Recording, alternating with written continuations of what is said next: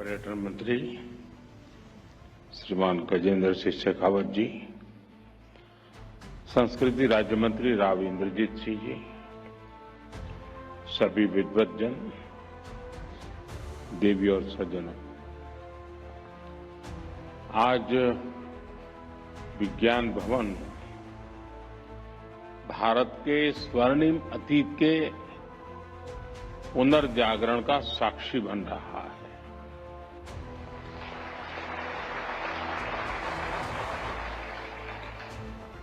कुछ ही दिन पहले मैंने ज्ञान भारतम मिशन की घोषणा की थी और आज इतने कम समय में ही हम ज्ञान भारतम इंटरनेशनल कॉन्फ्रेंस का आयोजन कर रहे हैं। अभी इससे जुड़ा पोर्टल भी लॉन्च किया गया है। ये एक सरकारी या एकेडमिक इवेंट नहीं है। ज्ञान भारतम मिशन भारत की संस्कृति, साहित्य और चेतना का उद्घोष बनने जा रहा है। हजारों पीढ़ियों का चिंतन मनन, भारत के महान ऋषियों, आचार्यों और विद्वानों का बोध और शोध, हमारी ज्ञान परंपराएं, हमारी वैज्ञानिक धरोहरें, ज्ञान भारतम मिशन के जरिए हम उन्हें डिजिटाइज करने जा रहे हैं। मैं इस मिशन के लिए सभी देशवासियों को बधाई देता हूं।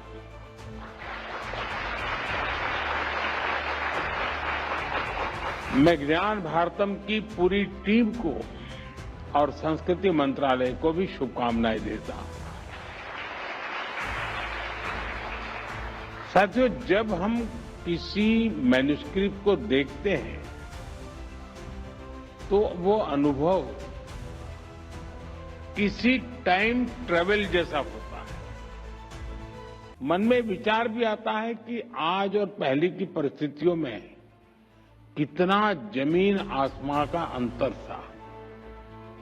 आज हम कीबोर्ड की मदद से इतना कुछ लिख लेते हैं, डिलीट और करेक्शन का ऑप्शन भी होता है। हम प्रिंटर्स के जरिए एक पेज की हजारों कॉपीज बना लेते हैं, लेकिन सैकड़ों साल पहले की उस दुनिया की कल्पना करिए। तब ऐसे आधुनिक मटेरियल रिसोर्सेज नहीं थे। हमारे पूर्वजों को उस समय बौद्धिक रिसोर्सेज पर ही निर्भर रहना पड़ता था। एक एक अक्षर लिखते समय कितना ध्यान देना होता था।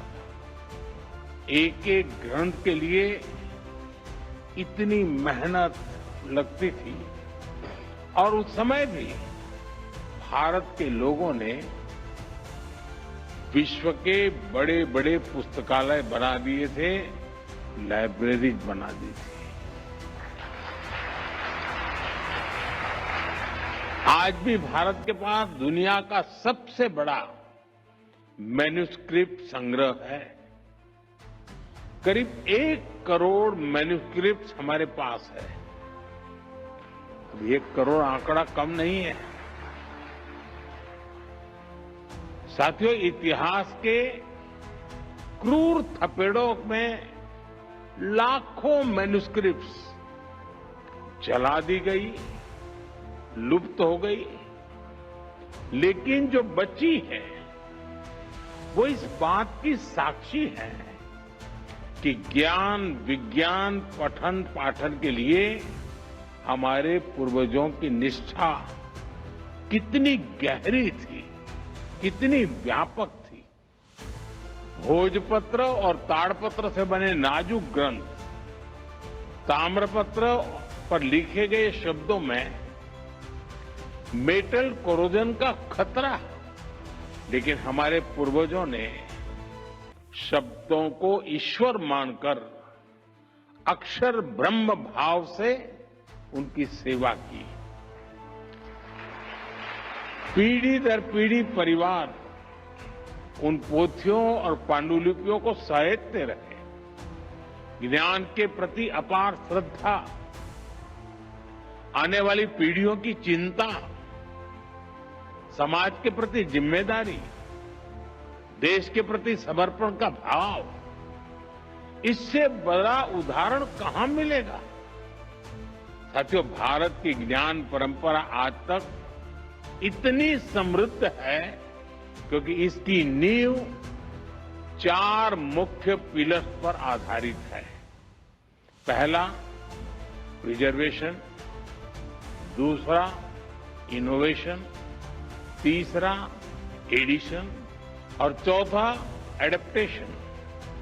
साथियों, अगर मैं प्रिजर्वेशन की बात करूं तो आप जानते हैं हमारे यहां सबसे प्राचीन ग्रंथ वेदों को भारतीय संस्कृति का आधार माना गया है। वेद सर्वोपरि है। पहले वेदों को श्रुति के आधार पर अगली पीढ़ी को दिया जाता था और हजारों वर्षों तक वेदों को बिना किसी त्रुटि के, ऑथेंटिसिटी के साथ प्रिजर्व किया गया। हमारी इस परंपरा का दूसरा पिलर है इनोवेशन।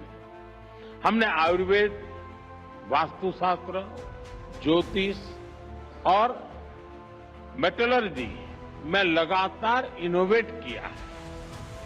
हर पीढ़ी पहले से आगे बढ़ी और उसने पुराने ज्ञान को और वैज्ञानिक बनाया। सूर्य सिद्धांत और वराहमिहिर संहिता जैसे ग्रंथ लगातार लिखते जा रहे हैं और नया ज्ञान उसमें जुड़ता रहा।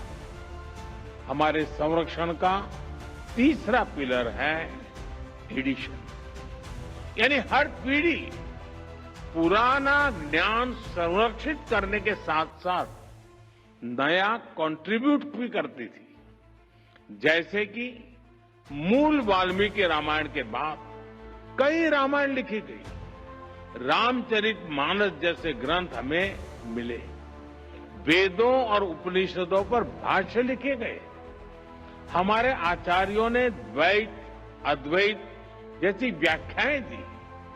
साथियों, इसी तरह चौथा पिलर है एडप्टेशन, यानी हमने समय के साथ सेल्फ इंट्रोस्पेक्शन के भी किया और जरूरत के अनुसार खुद को बदला भी। हमने डिस्कशन पर जोर दिया, शास्त्रार्थ की परंपरा का पालन किया, तब समाज ने अप्रासंगिक हो चुके विचारों का त्याग किया और नए विचारों को स्वीकार किया। मध्यकाल में जब समाज में कई बुराइयां आई तो ऐसी विभूतियां भी आई जिन्होंने समाज की चेतना को जागृत रखा और विरासत को सहेजा, उसे संरक्षित किया।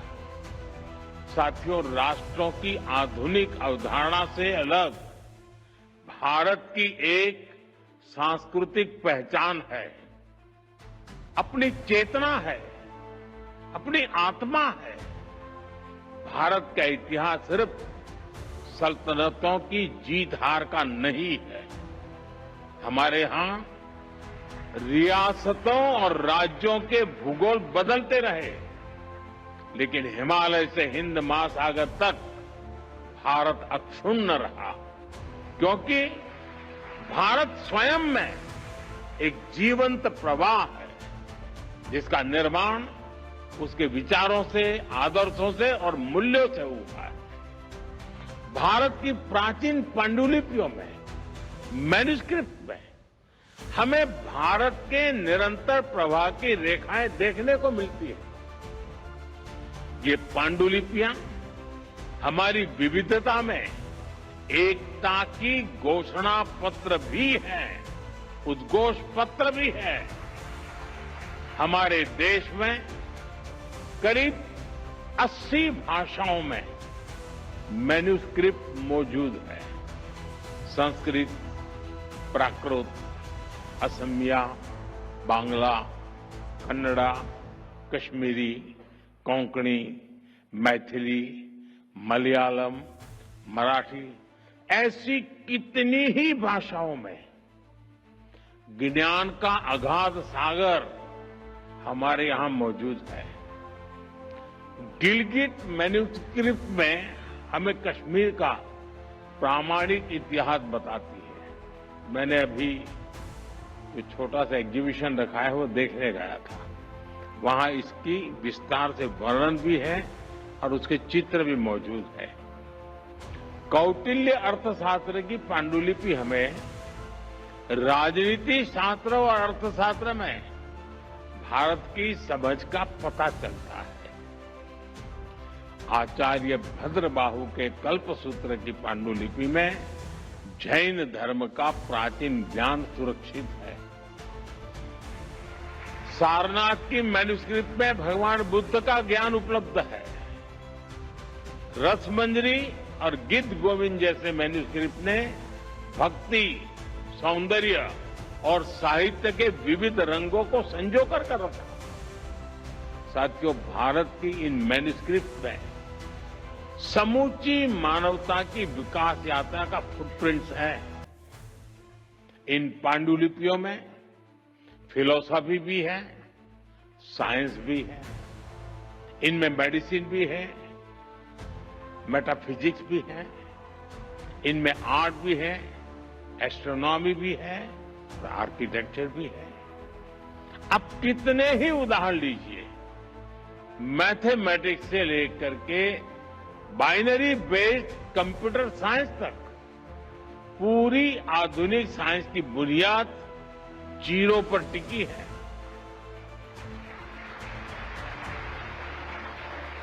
आप सब जानते हैं, शून्य की ये खोज भारत में हुई थी और बक्साली पांडुलिपि में शून्य के उस प्राचीन प्रयोग और मैथमेटिकल फॉर्मूलाज के प्रमाण आज भी सुरक्षित है। यशोमित्र की बोवर पांडुलिपि हमें सदियों पुराने मेडिकल साइंस के बारे में बताती है। चरक संहिता और सुश्रुत संहिता जैसे ग्रंथों की पांडुलिपियों ने आयुर्वेद के ज्ञान को आज तक सुरक्षित रखा है। शूल्व सूत्र में हमें प्राचीन जियोमेट्रिकल नॉलेज मिलती है। कृषि पराशर में एग्रीकल्चर के ट्रेडिशनल नॉलेज की जानकारी मिलती है। नाट्य शास्त्र जैसे ग्रंथों की मैन्यूस्क्रिप्ट से हमें मानव के भावनात्मक विकास की यात्रा को समझने में मदद मिलती है। साथियों, हर देश अपनी ऐतिहासिक चीजों को सिविलाइजेशनल एसेट और ग्रेटनेस के तौर पर विश्व के सामने पेश करता है। दुनिया के देशों के पास कहीं कोई मैन्यूस्क्रिप्ट, कोई आर्टिफैक्ट होता है तो वो उसे नेशनल ट्रेजर के रूप में सहेजते हैं। और भारत के पास तो मैन्यूस्क्रिप्ट का इतना बड़ा खजाना है, ये देश का गौरव है। अभी कुछ समय पहले मैं कुवैत गया था, तो मेरे प्रवास के दरमियान मेरी कोशिश रहती है कि वहां कोई 4-6 इन्फ्लुएंसर्स हो और मेरे पास समय हो तो कुछ समय मैं उनसे बिताता हूं, उनकी सोच समझने का प्रयास करता हूं। मुझे कुवैत में एक सज्जन मिले जिनके पास सदियों पहले भारत से समुद्री मार्ग से व्यापार कैसे होता था, उस पर इतने डॉक्यूमेंट्स उनके पास है और उन्होंने इतना संग्रह किया है और वो इतने गौरव, यानी बड़े गौरव के साथ कुछ लेकर के मेरे पास आए थे। मैंने देखा, यानी ऐसा क्या क्या होगा, कहां कहां होगा, हमने इन सबको समझोना है। अब भारत अपने इस गौरव को गर्व के साथ विश्व के सामने प्रस्तुत करने जा रहा है।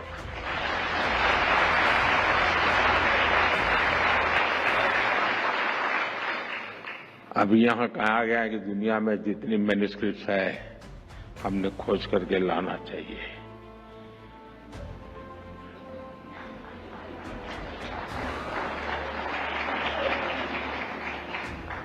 और फिर धीरे से कहा प्रधानमंत्री जी ने करना चाहिए।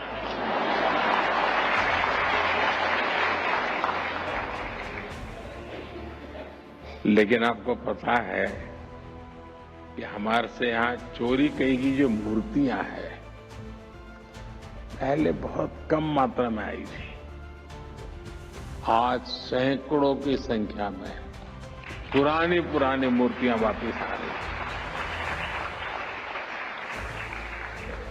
वापिस इसलिए नहीं आ रही कि वो मेरा सीना देख करके तय करते दे दो यार, ऐसा नहीं है।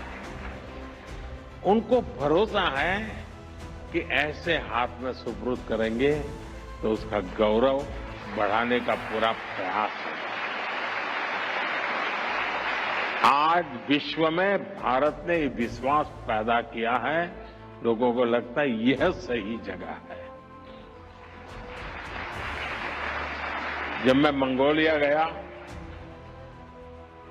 वहां बौद्ध भिक्षुओं से मैं संवाद कर रहा था तो मैंने देखा उनके पास काफी मैन्युस्क्रिप्ट थी।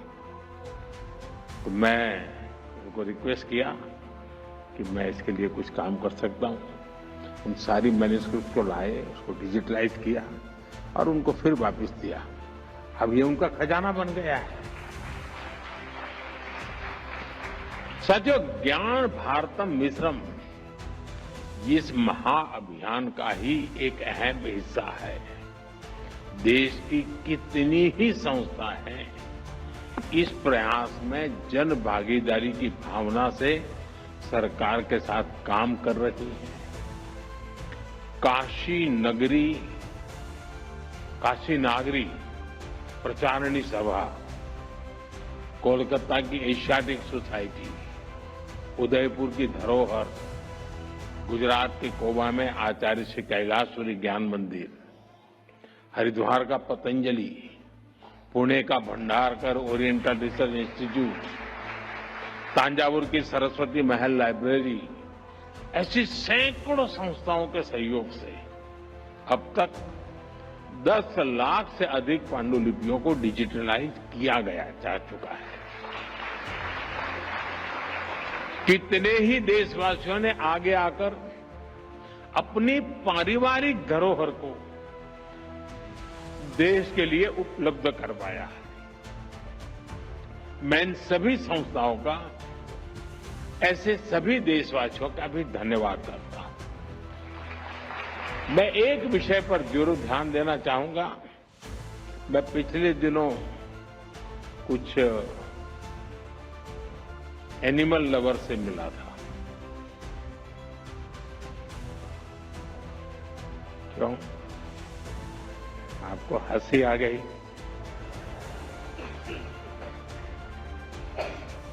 हमारे देश में ऐसे बहुत लोग हैं और विशेषता है कि ये गाय को एनिमल नहीं मानते।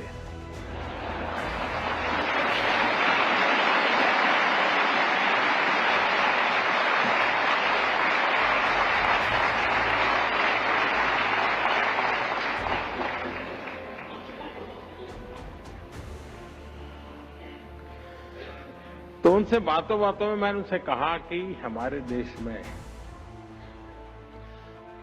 पशुओं की चिकित्सा को लेकर के बहुत कुछ शास्त्रों में पढ़ा हुआ है। बहुत सारे मैन्युस्क्रिप्ट संभव है।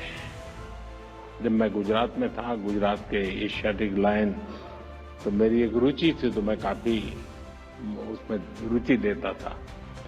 तो ऐसी बातें ढूंढता था कि अगर ज्यादा शिकार कर लिया और अगर तकलीफ होती है तो उनको पता होता था कि वो एक पेड़ होता है, उसके फल खाने चाहिए ताकि वॉमिटिंग हो सकता है। ये पशु को मालूम था। इसका मतलब जहां पर लायन की बस्तियां हैं वहां उस प्रकार के फलों के झाड़ होना जरूरी होता है। अब ये हमारे शास्त्रों में लिखा हुआ है। हमारे कई मैन्युस्क्रिप्ट्स हैं जिसमें इन सारी बातों को लिखा गया है। मेरा कहने का तात्पर्य है कि हमारे पास इतना ज्ञान उपलब्ध है और लिपिबद्ध है। हमें खोजना है, खोज करके उसको आज के संदर्भ में व्याख्यायित करना है। साथियों, भारत ने अतीत में कभी भी अपने ज्ञान को पैसे की ताकत से नहीं तोला है।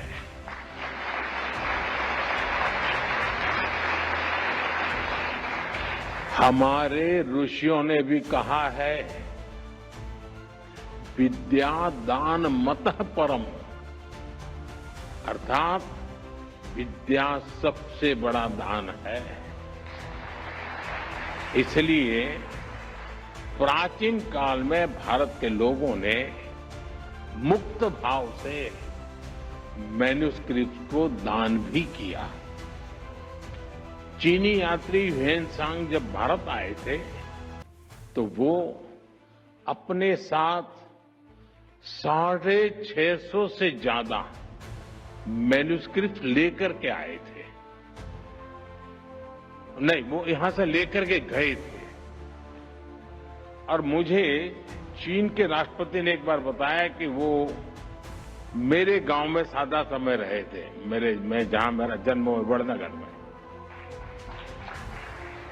लेकिन जब यहां से चीन वापस गए तो वो राष्ट्रपति शी के जन्म स्थान पर रहते थे। तो वो मुझे वहां ले गए अपने गांव, और वहां जहां ह्वेनसांग रहे थे उस स्थान को मैं देखने के लिए उनके साथ गया। और जो मैन्युस्क्रिप्ट थे वो पूरा विस्तार से मुझे राष्ट्रपति शी ने दिखाया था। और उसमें जो भारत का वर्णन थे उसके कुछ पैराग्राफ थे जिसको इंटरप्रेटर ने मुझे वहां समझाया। यानी मन को बहुत ही प्रभावित करने वाला वो एक एक चीज देखते से लग रहा था क्या खजाना होगा हमारे पास। भारत की कई मैन्युस्क्रिप्ट्स आज भी चीन से जापान भी पहुंची है। 7वीं सदी में जापान में उन्हें राष्ट्रीय पूंजी की तरह होर्युजी मोनेस्ट्री में संरक्षित किया गया। आज भी दुनिया के कितने ही देशों में भारत की प्राचीन मैन्युस्क्रिप्ट रखी हुई है। ज्ञान भारतम मिशन के तहत हम ये भी प्रयास करेंगे कि मानवता की ये साझी धरोहर एकजुट हो। साथियों, हमने G20 के सांस्कृतिक संवाद के दौरान भी इसकी पहल की थी। जिन देशों के भारत के साथ सदियों पुराने सांस्कृतिक संबंध हैं, हम उन्हें इस अभियान में साथ जोड़ रहे हैं। हमने मंगोलियन कंजूर के रिप्रिंटेड वॉल्यूम्स को मंगोलिया के एम्बेसडर को गिफ्ट किया था। 2022 में 108 वॉल्यूम्स मंगोलिया और रूस की मॉनेस्ट्रीज में भी डिस्ट्रीब्यूट किए गए थे। हमने थाईलैंड और वियतनाम की यूनिवर्सिटीज के साथ एमओयूज किए हैं। हम वहां के स्कॉलर्स को पुरानी मैन्युस्क्रिप्ट को डिजिटाइज करने की ट्रेनिंग दे रहे हैं। इन प्रयासों के चलते पाली, लाना और चाम भाषाओं की कई मैन्युस्क्रिप्ट को डिजिटाइज किया गया है। ज्ञान भारतम मिशन के जरिए हम इन प्रयासों को और विस्तार देंगे। साथियों, ज्ञान भारतम मिशन के जरिए एक और बड़ा चैलेंज भी एड्रेस होगा। भारत के ट्रेडिशनल नॉलेज सिस्टम से जुड़ी अनेक जानकारियां जो अहम और जो हम सदियों से इस्तेमाल करते रहे हैं, उन्हें दूसरों द्वारा कॉपी करके पेटेंट करा लिया जाता है। इस पायरेसी को रोकना भी आवश्यक है। डिजिटल मैन्युस्क्रिप्ट के जरिए इन प्रयासों को और गति मिलेगी और इंटेलेक्चुअल पायरेसी पर लगाम लगेगी। दुनिया को भी तमाम विषयों पर प्रामाणिकता के साथ मौलिक स्रोतों का पता चलेगा। साथियों, ज्ञान भारतम मिशन का एक और बहुत अहम पक्ष है। इसके लिए हम रिसर्च और इनोवेशन के कितने ही नए डोमेन खोल रहे हैं। आज दुनिया में करीब ढाई ट्रिलियन डॉलर की कल्चरल और क्रिएटिव इंडस्ट्री है। डिजिटाइज मैन्यूस्क्रिप्ट इन इंडस्ट्री की वैल्यू चेन को फीड करेगी। ये करोड़ों मैन्यूस्क्रिप्ट इनमें छिपी प्राचीन जानकारी एक बहुत बड़ी डेटा बैंक का भी काम करेगी। इनसे डेटा ड्रिवन इनोवेशन को नया पुश मिलेगा। टेक फील्ड में के युवाओं को उनके लिए इसमें नए अवसर बनेंगे। जैसे जैसे मैन्यूस्क्रिप्ट का डिजिटाइजेशन होगा, एकेडमिक रिसर्च के लिए नई संभावनाएं बनेगी। साथियों, हमें इन डिजिटाइज मैन्यूस्क्रिप्ट का अध्ययन करने के लिए नई टेक्नोलॉजी जैसे एआई का उपयोग भी बढ़ाना होगा। मैं इस बात से सहमत हूं जब यहां प्रेजेंटेशन में कहा गया कि भाई टैलेंट को या ह्यूमन रिसोर्स को एआई रिप्लेस नहीं कर सकती, और हम भी चाहते हैं कि रिप्लेस न करे, हम नई गुलाबी हो जाए, शिकार हो जाएंगे। वो एक सपोर्ट सिस्टम है, हमें मजबूती देती है, हमारी ताकत को बढ़ावा देती है, हमारी गति को बढ़ावा देती है। एआई की मदद से इन प्राचीन पांडुलिपियों को अगर गहराई से समझा जा सकता है और उनका विश्लेषण भी किया जा सकता है। अब देखिए, वैदिक मैथमेटिक्स सारे ग्रंथ अवेलेबल नहीं है। जो है, अगर एआई के माध्यम से हम कोशिश करें तो संभव है कि कई नए सूत्रों की संभावना है खोजने की। हम खोज सकते हैं। इन मैन्यूस्क्रिप्ट में मौजूद ज्ञान को दुनिया के सामने कैसा लाया जाए, इसमें भी एआई की मदद ली जा सकती है।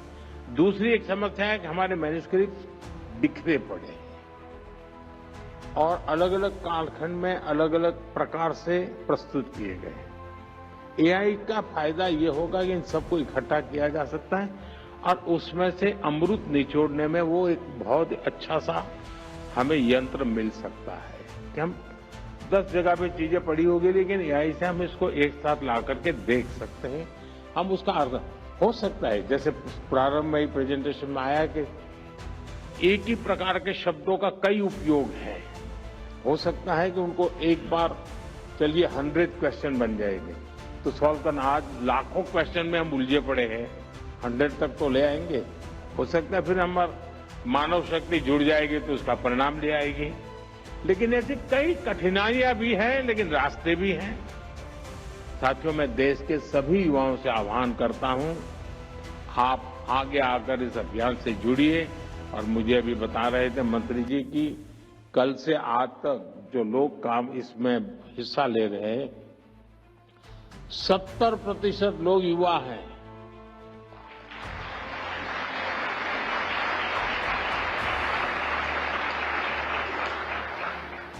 मैं समझता हूं ये सबसे बड़ी इसकी सफलता की निशानी है। अगर युवाओं ने उसमें रुचि लेना शुरू किया तो ये मैं पक्का मानता हूं कि हम बहुत तेजी से सफल होकर रहेंगे। हम कैसे टेक्नोलॉजी के जरिए अतीत को एक्सप्लोर कर सकते हैं, हम कैसे इस ज्ञान को एविडेंस बेस्ड पैरामीटर्स पर मानवता के लिए सुलभ बना सकते हैं, हमें इस दिशा में प्रयास करना चाहिए। हमारी यूनिवर्सिटीज को, हमारे इंस्टीट्यूट्स को भी इसके लिए नए इनिशिएटिव लेने चाहिए। आज पूरा देश स्वदेशी की भावना और आत्मनिर्भर भारत के संकल्प को लेकर आगे बढ़ रहा है। ये अभियान उसका भी एक विस्तार है। हमें अपनी धरोहरों को, अपने सामर्थ्य को, यानी सामर्थ्य का पर्याय बनाना है। मुझे विश्वास है ज्ञान भारतम मिशन से भविष्य के एक नया अध्याय शुरू होना जा रहा है।